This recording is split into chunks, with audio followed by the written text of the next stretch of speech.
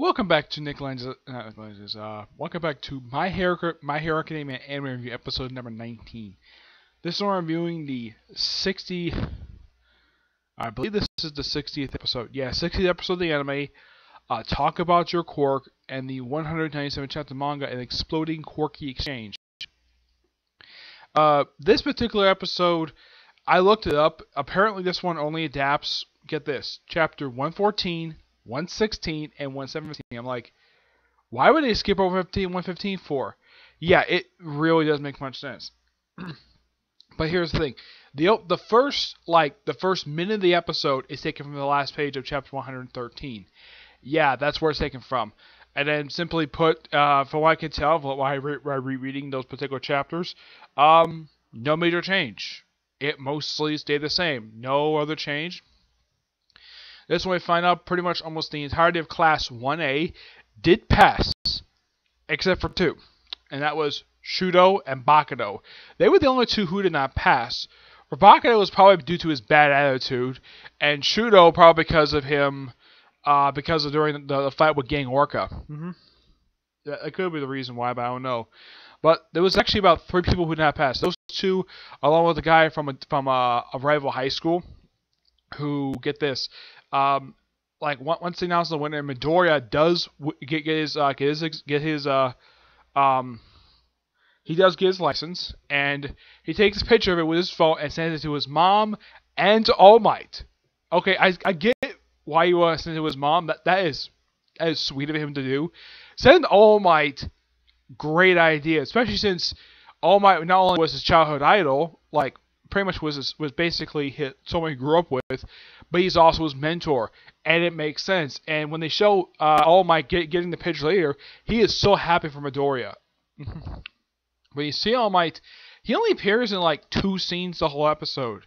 Yeah, his scenes are him going to Tartarus, that's the name of the prison where All For One is at. Yep, this is where he was sent. And I have got to ask this again.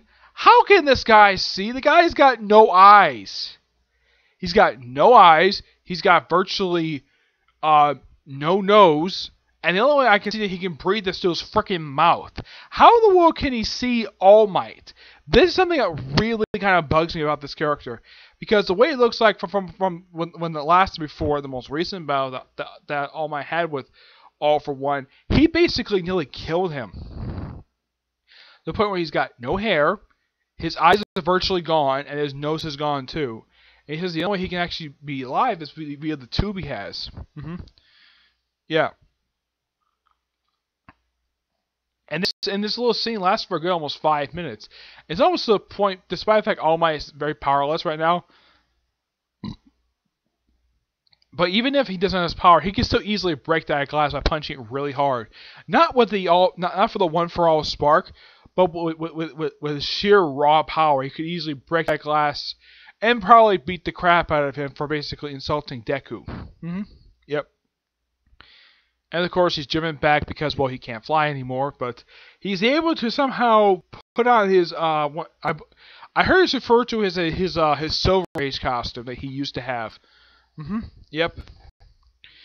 And I gotta say, and then they get once everybody gets back to, and when the little scene when Deku says that he's gonna send a picture of his hero license to his mom and All Might, it seems that Ura Gravity seems very happy with that. She's like, yep.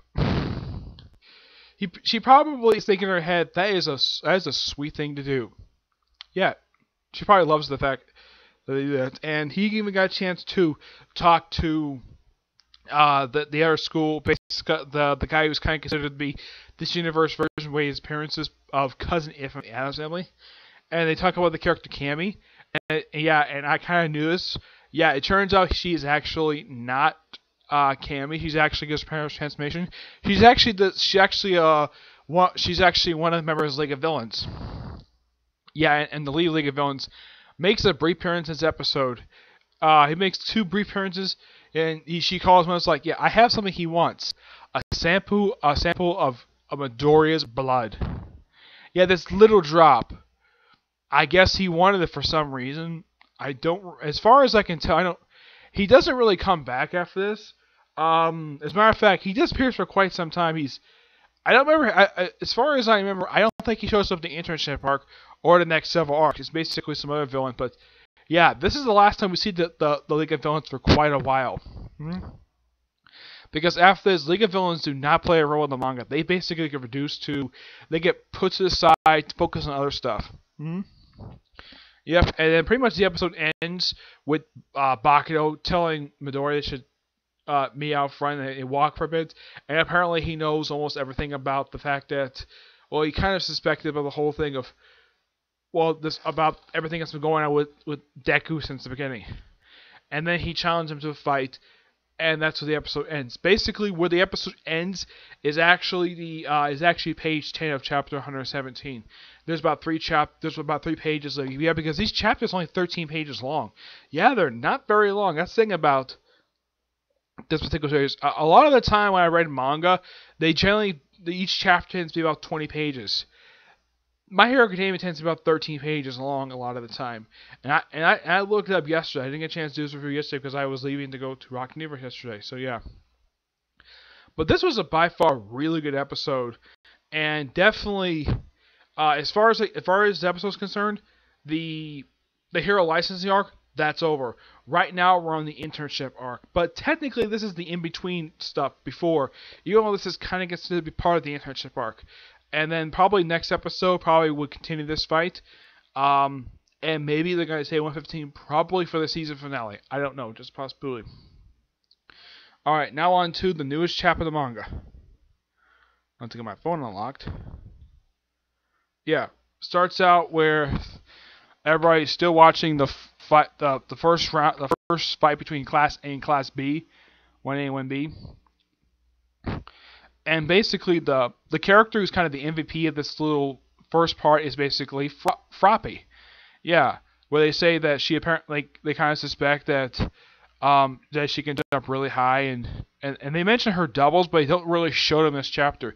Despite the fact in the last chapter they did show her making the doubles, they don't actually show them in the same panel. I don't really know why in the world they did that for. And then we see the team from Class 1A attacking various members of Class 1B, which is basically Vine. This lady right here. Yeah, her. And a couple other people. Where she says to them when she first said, "In the name of the Vine, I shall pass judgment on these scheming sinners." I have no idea. It seems like this woman is supposed to be partially this world's version of Poison Ivy. Well, because her hair can, or it could be Medusa, who knows.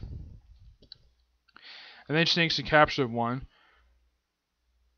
Yeah, she did, but it's actually the guy who shoots electricity. Like, bad luck, shield of faith. And then they all attack at once, and then So Shrew just sits in the back. He doesn't do much anything this whole chapter. Mostly this whole chapter is all Froppy. Froppy and the electricity guy. Yeah, and the guy is apparently a big Eraserhead fan. Yeah. So they show like various conversations, some lots of fighting. You see Froppy finally use her tongue to take out the guy. Looks like he has paper around his eyes. She kicks him. Then the big bear guy comes in, basically smashes through some pipes, take out Choshru, and he somehow blocks him. Uses his cloth to take out one of the pipes. Yeah, and then Pop Out says, "Wow, Choshru is bad news. He can do anything. He's anything but a handicap." And Deku's like, "No. That was thanks to Atsu," that's basically Froppy, and Kamari's quick thinking that they were able to leverage Choshru's abilities to fight us. It was amazing. And then we see Froppy show what she was up to, and they all get captured and put in like a little jail cell. And that's it. Mostly for this whole chapter, Froppy doesn't say a single word. But she does show up for a good chunk of the chapter, which got praised her for that. So the first match basically is won by Team A, from Class A. the Cincinnato team. Even though I think it should be called the Froppy team because Froppy did a lot of the work. Yeah. Great chapter, I gotta say. I was reading it again because I wanted to remember see if I missed anything. And this is by far a really good chapter. And I wonder who. I know they established the teams in a couple of chapters back, but I wonder who's going to be the MVP. Now, this first part, the MVP of these particular chapters is Froppy. And I gotta praise the writer for actually giving her a lot of screen time. I'm sure that probably Deku and Ur Gravity probably the MVPs of their but with Class 1B probably when they get to the thing. But this is the end of match 1. There's about, if I remember, I think it's about 4 more matches left. So who knows how long each chapter will take? This particular match took about 3 chapters. Yep, 3 chapters. How long would the next one take? Who the heck knows? It depends upon when you get to when the thing starts up next week. Okay, so yeah, that's really it for this particular review. Stay tuned for 2 comic corners. Yeah, I got 4 more trades done. Okay, you'll find out what they are in next review. Okay, so I'll see you there. Bye.